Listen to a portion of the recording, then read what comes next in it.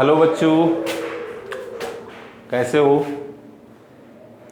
आज हम 11th class का डायमेंशनल फार्मूला पढ़ाने जा रहे हैं। पिछला क्लास में आपको पढ़ाए थे what is units, types of units, types of physical quantities और कुछ दिए थे 10 फार्मूला आपको बनाने के लिए फिजिकल क्वांटिटी का।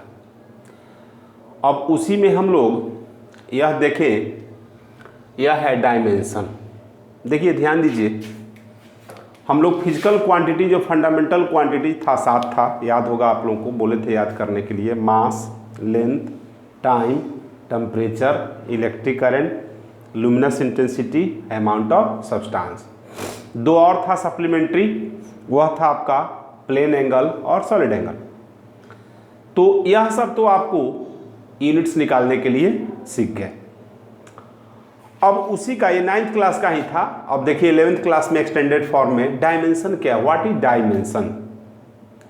देखिए डायमेंशन बताता है कि किसी भी फंडामेंटल क्वांटिटीज में क्या है, मास, लेंथ, टाइम, इसका यूनिट्स नहीं, याद कीजिएगा। मास का यूनिट क्या है, केजी, तो यूनिट्स नहीं, फंडामेंटल क्वांटिटीज के पावर को हम लोग डायमेंशन बोलते हैं। ठीक है ना, क्या बोलते हैं, फंडामेंटल क्वांटिटीज के पावर को डायमेंशन बोलते हैं। तो देख लो, मास का पावर 1 लिखते नहीं है, छुपा रहता है। 1 एक डिजिट ऐसा है जो हर समय आपको छुपा रहता है। 0 भी लिखते हैं, 2 भी लिखते हैं, -1 भी लिखते हैं, -2 भी लिखते हैं। क्लियर है। तो मास का पावर 1 यानी इसका डायमेंशन 1 हो गया। इसको हमेशा हम लोग स्क्वायर ब्रैकेट, ठीक है ना, स्क्वायर ब्रैकेट के अंदर कैपिटल लेटर में लिखते हैं। तो पहले डिफाइन क्या किए हैं, the power of fundamental quantities which raised over it is called dimension. It is always kept in square bracket with capital letter. क्या कहता है, इसको हमेशा हम लोग स्क्वायर ब्रैकेट में कैपिटल लेटर में लिखते हैं। जैसे देखो एग्जांपल में, मास का पावर 1, तो ये हो गया मास का डायमेंशन 1। लेंथ का 1 छुपा हुआ है, टाइम का T1। अब टेम्परेचर आया है, ध्यान दीजिएगा। तो टेम्परेचर का भी यदि T लिखते हैं, टाइम का भी T लिखेंगे, तो फिर दोनों में डिफरेंसेस क्या कर लेंगे। तब फिर हम टेम्परेचर के यूनिट में चले गए। तो टेम्परेचर का यूनिट क्या होता है, केल्विन। तो वह आपका केल्विन के जगह पर K, हम लोग इसका K1 पढ़ेंगे। तो टेम्परेचर का डायमेंशन क्या हो गया, K1।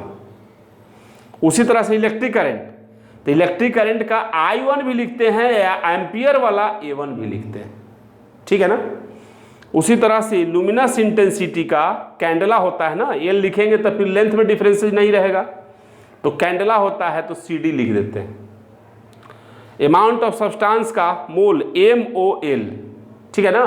तो यह 7 फंडामेंटल क्वांटिटीज हुआ। इसी को डायमेंशन के रूप में हमको पावर के रूप में लिखना है।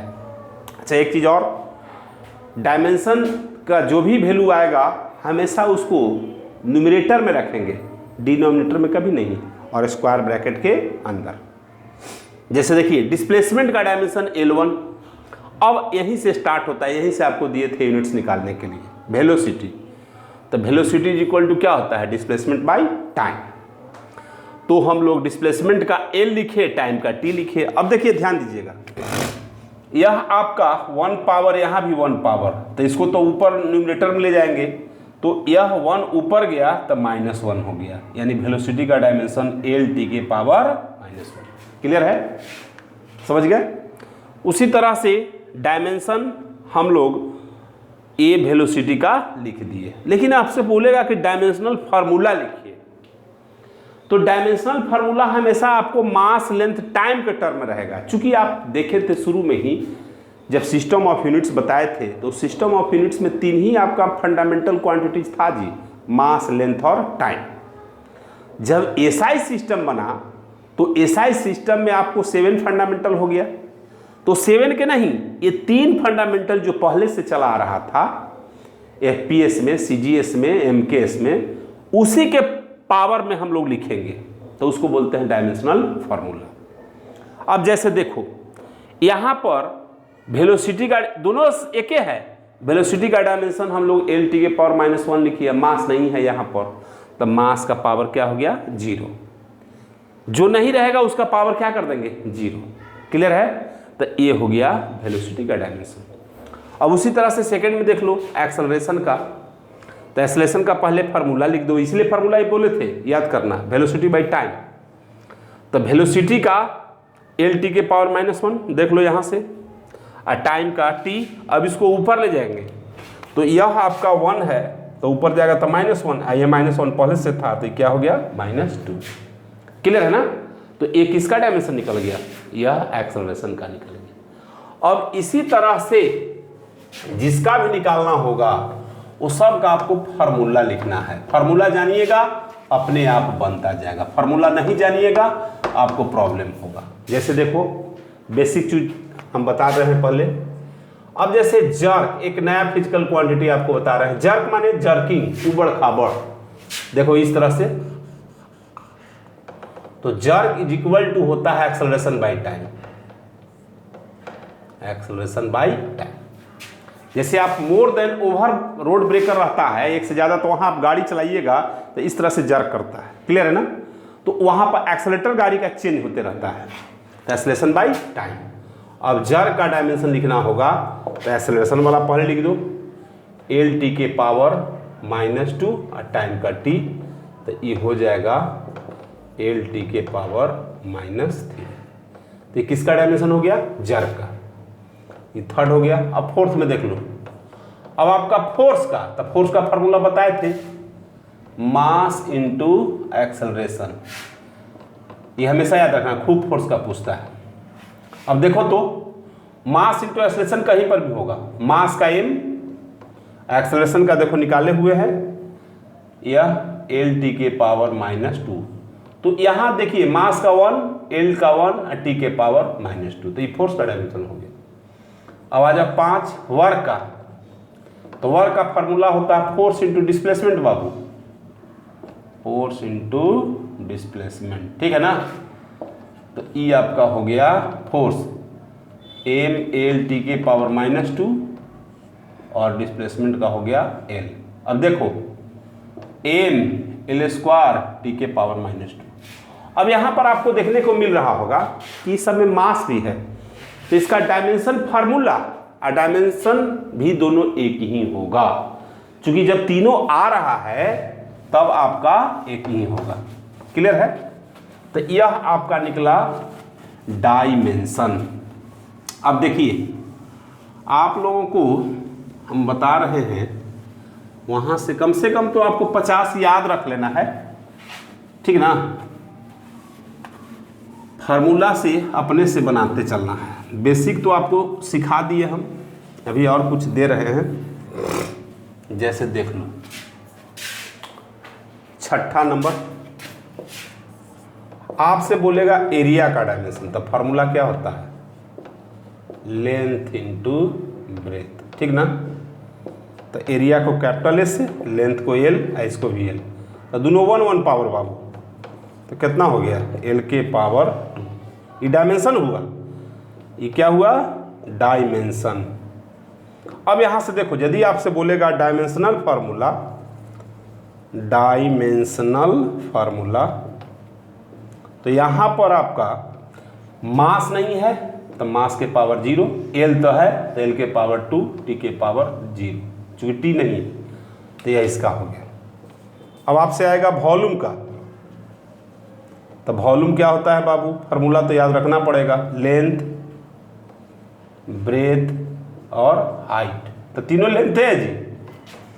तो ये वॉल्यूम का हो गया एल एल एल, चूंकि सबका जो भी लेंथ है जिस मीटर से मापते हैं सबका डायमेंशन एल, तो सबका पावर 1, तो वॉल्यूम का डायमेंशन आपका हो गया एल के पावर 3। क्लियर है ना? और आजा डेंसिटी का, तो डेंसिटी का लिखना होगा। तो डेंसिटी को हम लोग डी से भी डिनोट करते हैं, रो से भी डिनोट करते हैं। तो ये होता है mass by volume, mass by volume.